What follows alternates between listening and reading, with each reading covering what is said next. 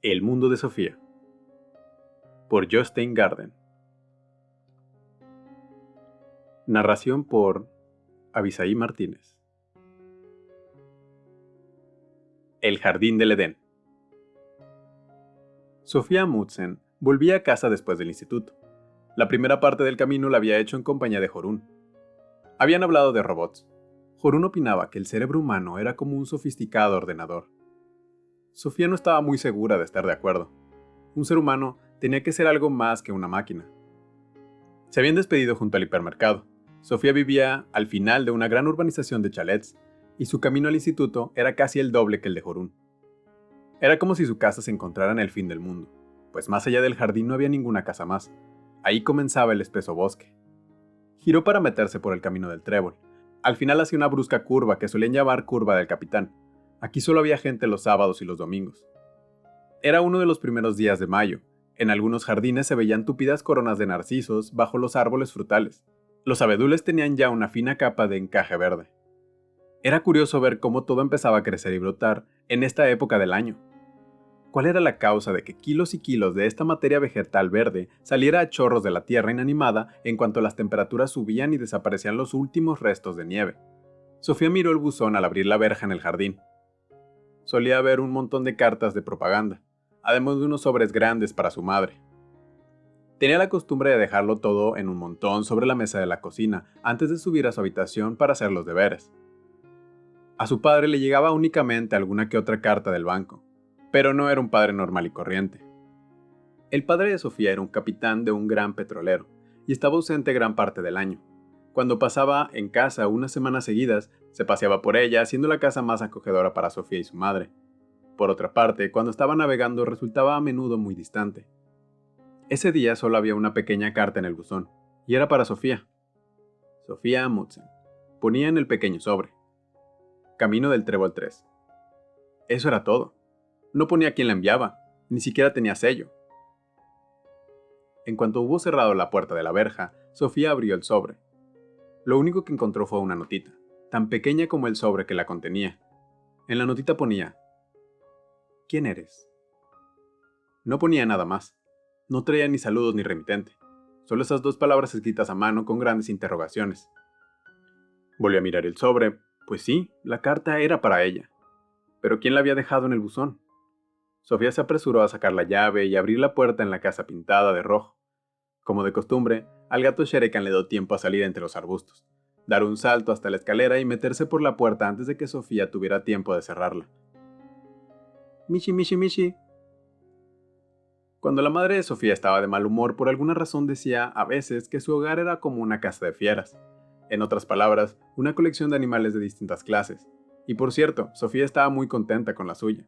Primero le habían regalado una pecera con los peces dorado Flequillo de Oro, Caperucita Roja y Pedro el Negro. Luego tuvo los periquitos Cada y Pizca, la tortuga Govinda y finalmente el gato tigrado Sherekan. Había recibido todos esos animales como una especie de compensación por parte de su madre, que volvía tarde del trabajo, y de su padre, que tanto navegaba por el mundo. Sofía se quitó la mochila y puso un plato con comida para Sherekan.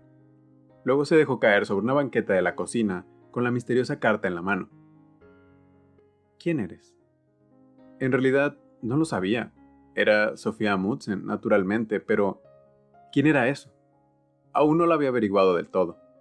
¿Y si se hubiera llamado algo completamente distinto? ¿Annie Knudsen, por ejemplo? ¿En ese caso habría sido otra?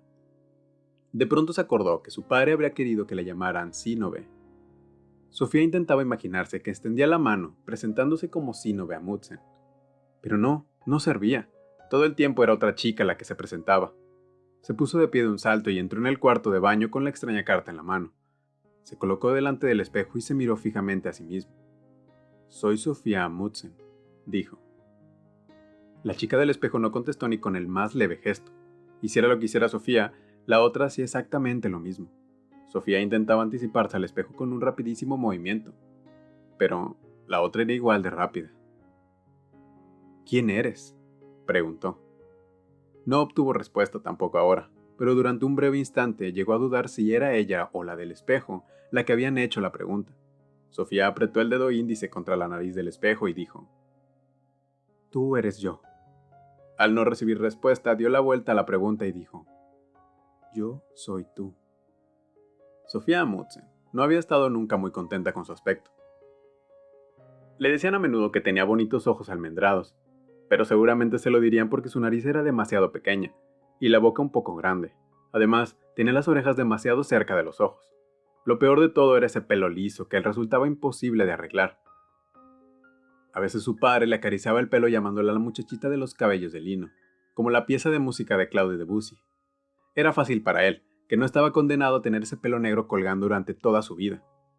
En el pelo de Sofía no servía ni el gel ni el spray. A veces pensaba que le había tocado un aspecto tan extraño que se preguntaba si no estaría mal hecha. Por lo menos, había oído hablar a su madre de un parto difícil. ¿Era realmente el parto lo que decidía el aspecto que uno iba a tener? ¿No resultaba extraño el no saber quién era? ¿No era también injusto no haber podido decidir su propio aspecto? Simplemente había surgido así como así. A lo mejor podía elegir a sus amigos, pero no se había elegido a sí misma. Ni siquiera había elegido ser un ser humano. ¿Qué era un ser humano? Sofía volvió a mirar a la chica del espejo. «Creo que me subo a hacer los deberes de naturales», dijo como si quisiera disculparse. Un instante después, se encontraba en la entrada. «No, prefiero salir al jardín», pensó. «Mishi, mishi, mishi, mishi». Sofía cogió al gato, lo sacó fuera y cerró la puerta tras ella. Cuando se encontraba en el camino de gravilla con la misteriosa carta en la mano, tuvo de repente una extraña sensación. Era como si fuera una muñeca que por arte de magia hubiera cobrado vida. ¿No era extraño estar en el mundo en ese momento? ¿Poder caminar como por un maravilloso cuento? Shere Khan saltó ágilmente por la gravilla y se metió entre unos tupidos arbustos de grosellas. Un gato vivo, desde los bigotes blancos hasta el rabo juguetón en el extremo de su cuerpo liso. También él estaba en el jardín, pero seguramente no era consciente de ello de la misma manera que Sofía. Conforme Sofía iba pensando en que existía, también le daba por pensar en el hecho de que no se quedaría ahí eternamente. «Estoy en el mundo ahora», pensó, «pero un día habré desaparecido del todo. ¿Habría alguna vida más allá de la muerte? ¿El gato ignoraría también esa cuestión por completo?» La abuela de Sofía había muerto hace poco. Casi a diario durante medio año había pensado cuánto la echaba de menos. ¿No era injusto que la vida tuviera que acabarse alguna vez? En el camino de gravilla, Sofía se quedó pensando. Intentó pensar intensamente en que existía, para de esa forma olvidarse de que no se quedaría ahí por siempre, pero resultó imposible. En cuanto se concentraba en el hecho de que existía, inmediatamente surgía la idea del fin de la vida. Lo mismo pasaba a la inversa. Cuando había conseguido tener una fuerte sensación de que un día desaparecería del todo, entendía realmente lo enormemente valiosa que es la vida. Era como la cara y la cruz de una moneda a la que le daba vueltas constantemente.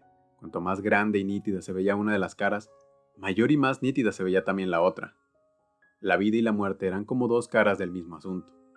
No se puede tener la sensación de existir sin tener también la sensación de tener que morir, pensó. Pero de la misma manera, resulta igualmente imposible pensar que uno va a morir sin pensar al mismo tiempo en lo fantástico que es vivir. Sofía se acordó de que la abuela había dicho algo parecido el día en que el médico le había dicho que estaba enferma. «Hasta ahora no he entendido lo valiosa que es la vida», había dicho.